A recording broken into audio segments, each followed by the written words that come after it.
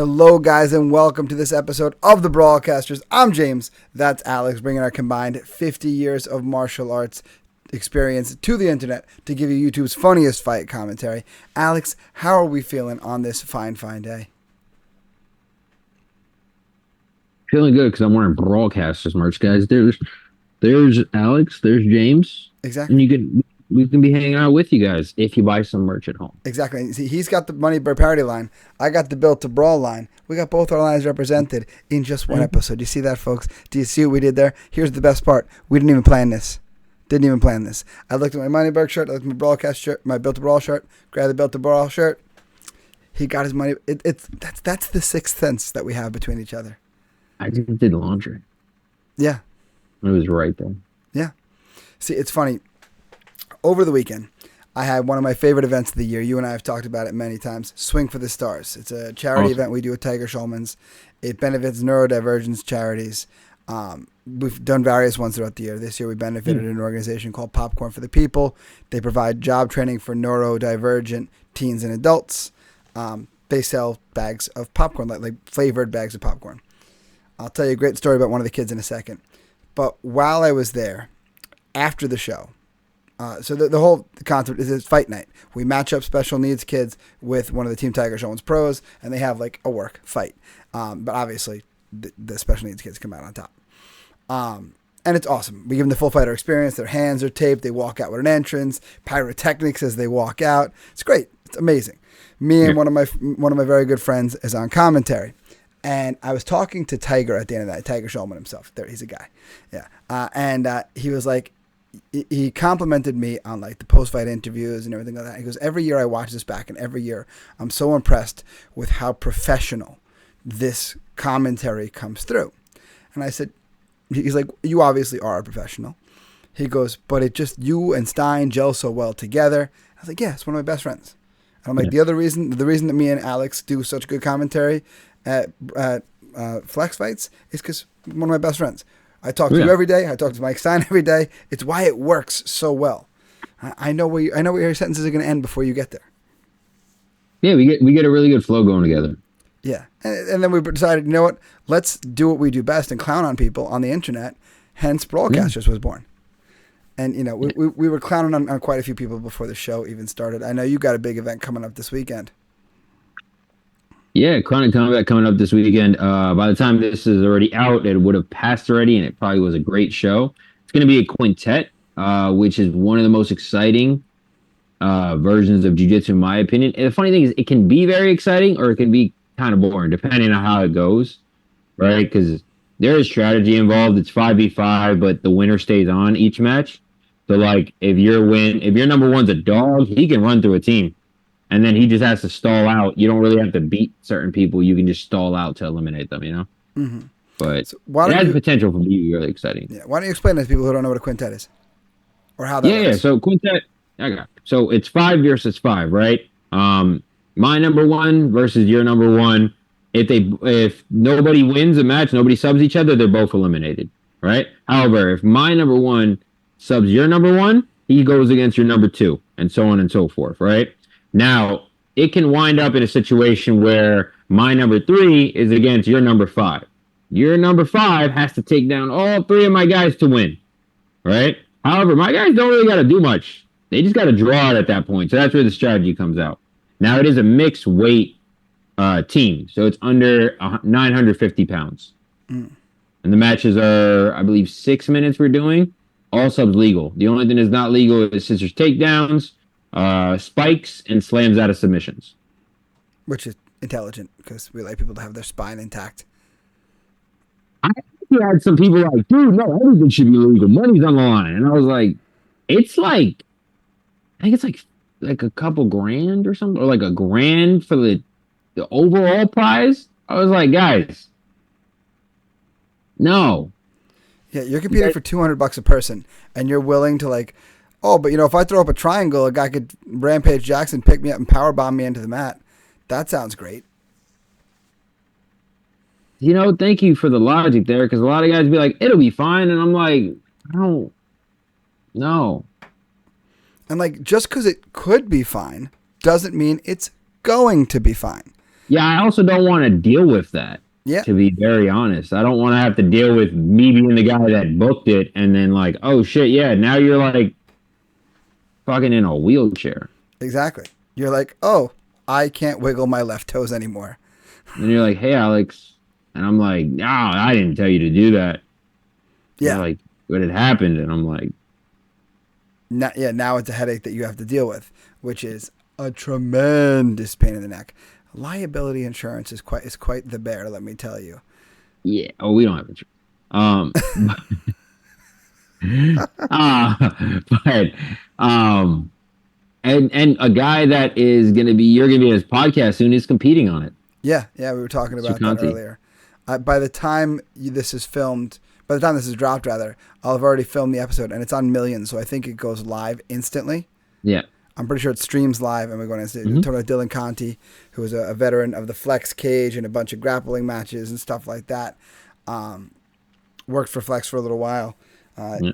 Yeah, he was looking for guests for his podcast, and I guess one of my fans was out there and decided I needed to be a guest on that podcast. I think it'd be great. Yeah, like one thing I am almost to a fault is very honest. And, sometimes Dylan, I've watched other interviews he's done with like our boy Nick, who used to work for Flex and stuff. And sometimes people kind of patty cake around stuff with him, or Dylan will say stuff and they kind of don't acknowledge it. I'm not really that guy. I'm pretty honest, and I don't really let people tell half-truths. So. Okay. So that being said, this is gonna air after that's already filmed, right? There's a thing that he told me that I sent to you, remember? Yes. Where he was like, oh look, bro, I didn't get banned. I got suspended from this, but not from grappling. And I think he took it. I told him, I was like, I think that just means he doesn't want you to get it concussed more. Yes. Yeah, that's a medical suspension is what that is. Yeah, but he took it as that means my grappling's good. Now, again, I don't want to be mean to anybody, but Yes, it's just yes, that don't lie. the when that happens, the commission is basically telling you, like, you're gonna get fucking hurt. So like the lowest way for you to get hurt but still compete is grappling. Yeah. They're trying to do you a favor. That's Yeah, the best way because the reality is in jiu-jitsu, you could get something broken. You could get caught in a submission and get an arm or an ankle or a leg broken, but that's not brain damage, because a broken arm is bad, and like you'll spend time in a cast and like all that, but like they can do something about that. They can't do anything about brain damage. And the cool thing about grappling is, for the most part, you have time to tap. Yeah, exactly. And, like if that comes up, I'm sure he and I will talk about it, and I will be very honest with him, because listen, I wouldn't do a podcast with somebody who I didn't think I could be honest with. Yeah. Fair. Nor do I think Dylan knows me well enough, because he knows us through Flex, that he knows even if he doesn't want to hear it, I'll be honest with him, because I've had a couple of those conversations with him. Yeah. So I'm pretty sure we'll be all right. I mean, I think he knows what he's getting. I hope so. It's. I don't think you're gonna be mean about it, but I definitely think it'll be a bit of a wake up call for him, I'd say. That's also assuming that he asks questions that involve himself. If he asks all about me and you and Brawlcasters, then we're never going to get there, and that's fine. I don't know what we're going to get exactly, but I think Dylan knows me well enough to know my face value, know what I come with, and where I'm going to come from, and that I'm never going to say something just to be mean. I'm just going to be honest from a genuine place of care. Yeah. And speaking about that, I know me and you are also, you alluded to it earlier, working on Flex later this month, the 23rd. Yes. Now, sadly, Gio is not fighting on that anymore. Oh, I was heartbroken to see that earlier. Such a good kid, Gio Santiago. It's funny. I actually saw him when I was doing my reffing certification. He walked up. He's like, gave me a big old hug. He's like, "Is Alex here too?" He was so excited to see me there. That's my guy, man. I gave him. We did a nice thing for him at Flex. His mother facing a tough battle right now. I think she's doing really well, which I'm happy for. But yeah, I remember I kind of told Chris, I was like, "Yo, come on, man! Like, let her in there. Like, he won a championship belt. Like, let his mom put the belt on him. Yeah. And then you helped out with it. It was really nice. It was really, he and I really shared a good moment because his mom is a breast cancer warrior fighting the fight right now, and my wife's a breast cancer survivor, and she was in the audience. So like we had this great moment. Like I watched that video back so many times, bro. Yeah, it was awesome. I know he appreciated it. He didn't expect it to happen. Yeah. So when it kind of happened, he was like, "Holy shit!" It was a nice thing. It was such a nice thing to see such a tough guy. Like, I think he was brought to tears, if I remember correctly. Yeah, he was brought to tears. Which he gave me a big no hug shame afterwards. in that at all, by the way. No, he gave me a huge hug afterwards. His mom gave me a huge hug. It was really nice. They were like, "Dude, you didn't have to do that." And I was like, "Nah, dude, I got you." Yeah, he's reached out to us. I think we may have him on a future episode of Brawlcasters. Call a couple fights with us. I think he'll have a fun time with that too. Yeah. Now, speaking of people who reached out to us, our man Truck, whose fight we called previously, Truck reached out to us. He's like, "Hey guys, I just had a title fight in Streetbeefs. I would love it if you guys broke it down." So, of course, someone asked, "Listen, you make a request. It's rare we're going to say no. Unless we find out there's no ref, we're probably not going to say no, to be fair." Yeah. That's the best way to put it. All right? Like, if I got a ref, I got you. Exactly, because we enjoy doing this, and we enjoy it even more when you guys are part of the conversation. Yeah. So he made a request, and I don't know about you, Alex, but I'm ready to get to it. I'm ready. Let's you ready? Get it. Here we go. Yes. In 3 and 2 and 1. Oh, I got to jump up. Hold on 1 second. No, you're good. We know there's some pre-fight, preamble interview here. All right. I am at 135, Alex. You ready? Give me 1 second. I started on the 3, 2, 1. Okay, a little bit of technical difficulties on our end, fellas. Give me 1 second.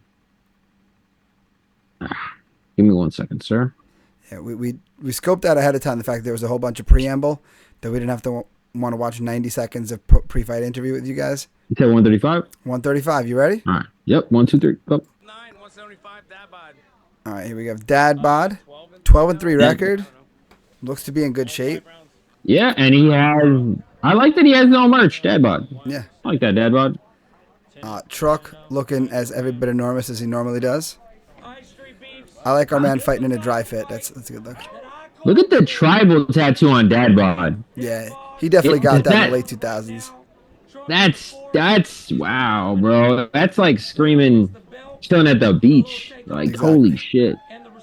And the other tattoo he's got going on. Is that? He's got the Deathly Hallows on the left-hand shoulder. All right, bro. You know about the Deathly Hallows? You're a Harry Potter guy? I'm a fucking nerd, bro. I like Harry Potter, Star Wars, and all that shit. Lord of the Rings. Here we go. Both guys wearing shoes for an MMA fight. That's interesting. Yeah, man. Haven't seen that since Pete Williams head kicked Mark Coleman. I was gonna say, since Mark Coleman got kicked in the fucking face. It looks like, Truck's whole game plan is like tie him up, wear him down, get him to the ground. Yeah, use that big old forehead right on his chin like that. Which I like. What I will say, Chuck, is you got to get your feet underneath you when you're throwing those strikes at the beginning. Yeah. Somebody more seasoned is not going to be scared by punches with no legs behind them. But overall, nice takedown. Yeah, really good single leg. And he kept the underhook on his right side while circling to his left. Doing a good job of flattening Dad bod out here, but Dad bod regains the guard, it looks like. Yeah, he went into a nice close guard. Yeah, and he threw up a triangle there, which is nice to see. What I will say, right, Truck, when you get him down that way, what I want you to immediately do, you had your right arm kind of like hugging him, which is fine. Now your left arm, your free arm, grab like a Lego grip. Yeah. On the inside of his leg. And then just pin that to the ground, immediately pass. Yeah. He's not thinking about it. He's thinking about like, oh shit, I just got taken down, and immediately go for the pass. That Lego grip on the inside of the knee. Yeah. That shit's strong, bro. Yeah. You can really, like, some people are worried about the punches from bottom. You just tuck your chin. You can eat a few, get the pass, and then kind of just work from there. Exactly, because in that moment, he's unlikely to be thinking about punching. He's more likely to be thinking about getting back up or guard retention. Yeah, and you can just kind of work from there, and then now you're in a better position, avoiding getting stuck. You see how the closed guard's not locked up yet? Yeah. If you had the arm on the inside like earlier to prevent the triangle from coming, that's that little Lego grip, that C grip right there. Nice job, almost passing through. You got to watch for the triangle. Yeah. Active guard here from Dad bod, throws up a triangle again. Now he's turning the correct direction as Dad bod, but he's getting stacked up because he's not. Is that the end of the round? I think that's the end of the round. That's the end of the round, yeah. I want them to get a better like clock. wait for us to know in the rounds, like how much time is left in the round. Yeah. So like dad bod, when he threw up that triangle, he almost did it. He was starting to turn to the correct side. The leg that's on making contact with the neck, not the arm side, the one that's just touching the neck. If you scoop under their leg, I call it boomboxing, because if you guys were alive to hold boombox on your shoulders like that, you understand. With boombox on the leg, we cut a nice angle. It shuts down their ability to stand.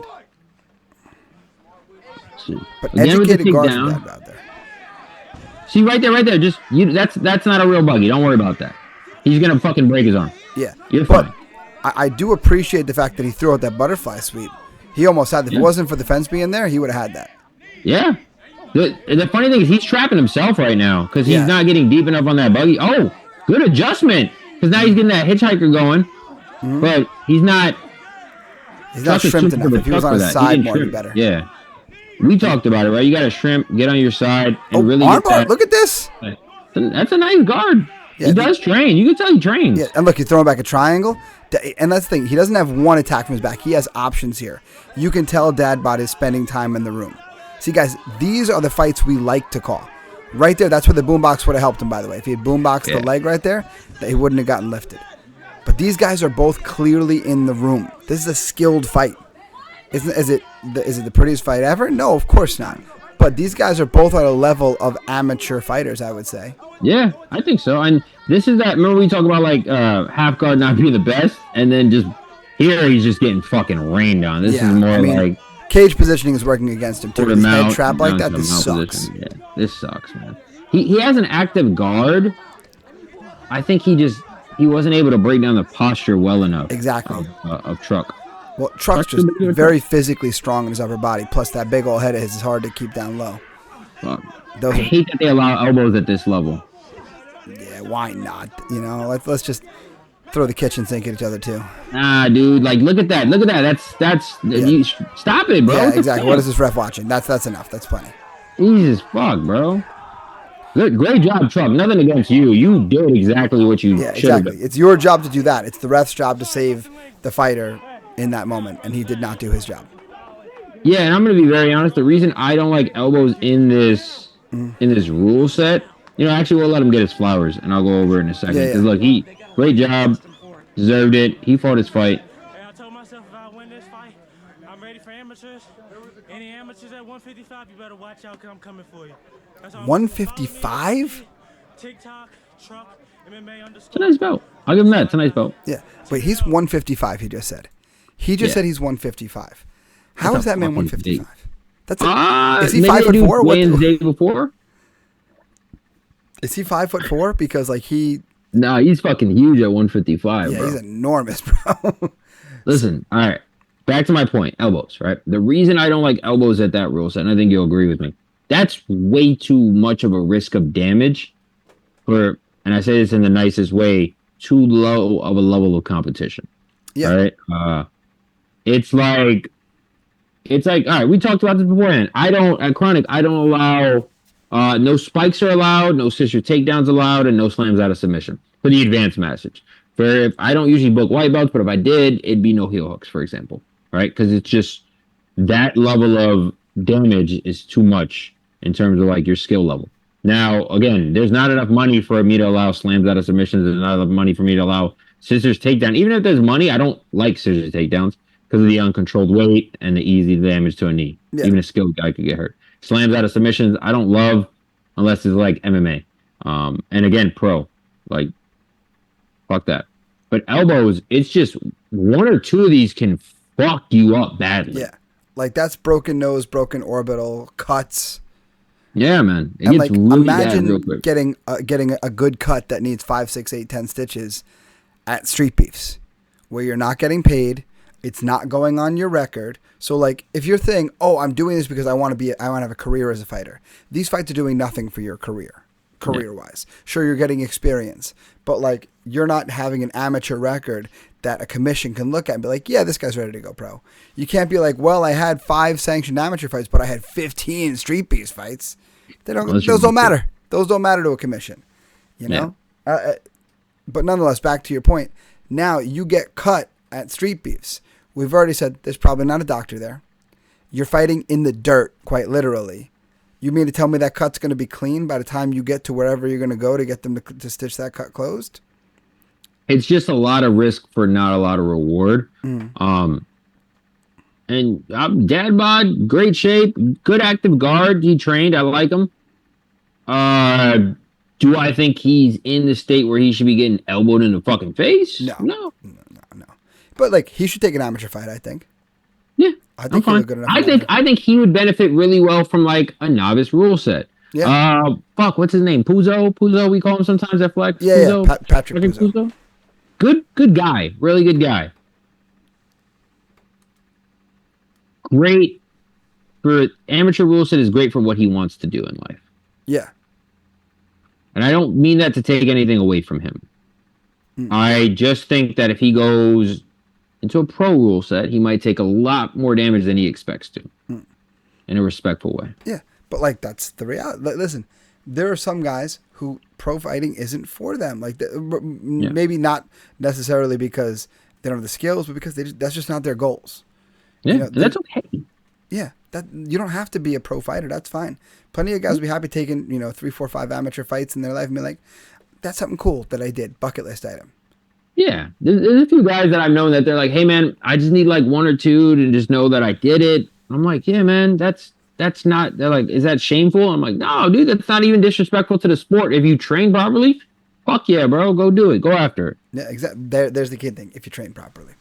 So now, guys, if you've done things properly, you liked this video, you left a comment down below to let us know what you thought about the breakdown. And if there's a fight you want us to call, you've left it in a comment down below. That's how Truck left it for us, by the way. Make sure there's a ref, of course, like I said. Go to Brawlcasters. I'm sorry? Good job, Truck. Yeah, good job, Truck. You did a very good job. All right? You're definitely ready for amateur rules. You're not going to be allowed to elbow. Bear that in mind. Back to what I was saying. Brawlcasters.printful.me for the merch. Make sure you guys subscribe, get your new episodes right as they drop. And other than that, guys, until next time, brawl on.